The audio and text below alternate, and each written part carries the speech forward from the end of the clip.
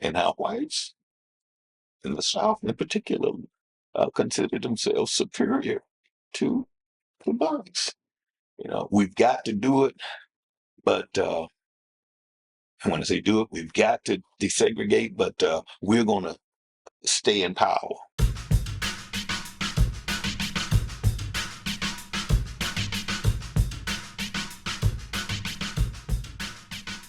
Well, let's put it this way. The white system did not want to accept black students, and that was made obvious. Some of them were so bent on having a segregated system and stuff, I don't know whether they want to integrate or not. About a month before it was due for school to start, we learned that the school system was going to be integrated. We had been told our junior year at Pinevale High that would be our last year there. We were forced to close the doors because we were one of those states or cities that just refused to integrate. Some of us didn't want to be there, and some of the white kids didn't want us there, along with the teachers, but we had no other choice. They had to integrate whether they wanted to or not. It was like you were forcing to do something that you really weren't prepared to do. And that's what happened to when they integrated the school system. And it was like a slap in your face, but you got to do this. I think Pinevale held out for a very long time. Pursuant to a federal court order, we would join forces with the students at Valdosta High School. Well, it was a shocker for us because that oncoming year we looked forward to having a great football team. They had Coach Bazemore, I know Coach Bazemore, Coach Wilson, Coach Green, all of them. And they knew that they was going to get a great program coming from this program. That time, at that particular time in 69 and 70 class. So, there's no transportation, no buses. We walked from where I live on the south side of town, known as Little Miami, all the way to the old Valdosta High School where the football stadium was. And that's about 5+ miles. Some of our teachers told me we probably see a lot of things we didn't know. One teacher told me, don't worry about it. You just keep going. There are going to be a lot of different things. So always try to read things. Even during that time, you had more of a high dropout than 1 year that they integrated the system when kids dropped out of school. Just not here in Valdosta, I'm talking about all over. The point is, we just knew we had to go to school. Back then, you did find a lot of them who dropped out. When we integrated into Valdosta High School, as far as educational level, we used what we had at Pinevale, but we was below the standards of Valdosta High School. One teacher also told me, I remember when she said, you got these old books that they had, that's fine. You take these old books that they had, you learn everything in it. It was just the newer material that they was teaching that we had heard for the first time. That was the major problem there. Yeah, so that we had to put in extra time studying just to maintain. There were things that had transpired at Valdosta High prior to our arrival that we had problems with. We found offensive, such as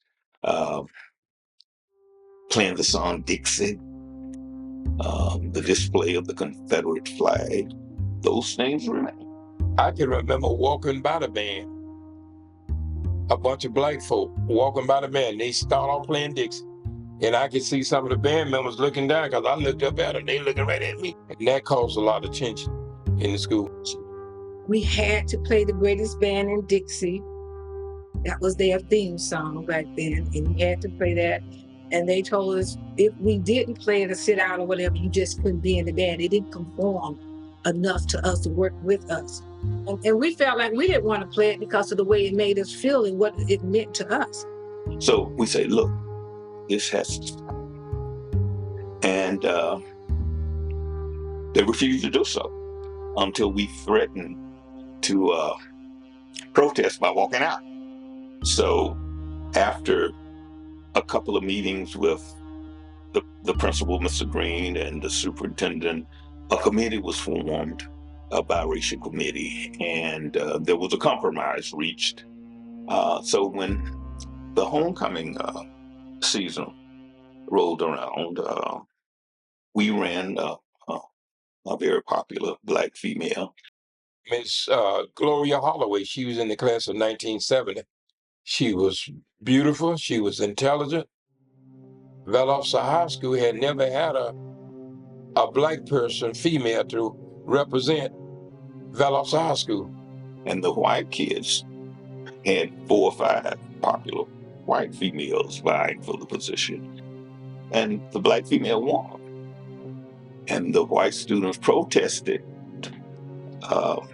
alleging or claiming that the Black student that we had voted more than once, we had voted multiple times, and Mr. Green, the principal, declared the first balloting null and void, and ordered that there be a revote, and the white female won. And they wanted to talk about it, and about the second or third meeting, we decided to walk out. We decided that Friday morning we would walk out in protest the ban of the Son Dixon, the Confederate flag, the things that they continued to do before we desegregated. We just got up and walked to the end of the street down there. I think that's Ann Street and William Street. It was kind of funny because we walked out of school and we were on our way back to take our school back, Pinevale High School. In our minds, that's what we was going to do. I know we probably got arrested. The police came. They had the paddy wagons. And the chief himself, I believe he was the chief of police himself came and encouraged and tried to persuade us to leave and go home. And we refused to do so